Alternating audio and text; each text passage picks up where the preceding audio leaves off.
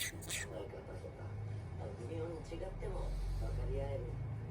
そういう可能性をまだまだ秘めているんだなって思いました。ユーミン乾杯には岡村康之さん、ブルースパンキー、クリリン、小室哲哉さんプロデュースで乃木坂46、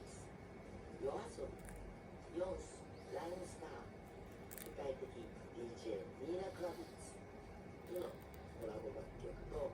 小田和正さん、財津和夫さんとの元祖コラボ曲、今だからも収録されています。懐かしい未来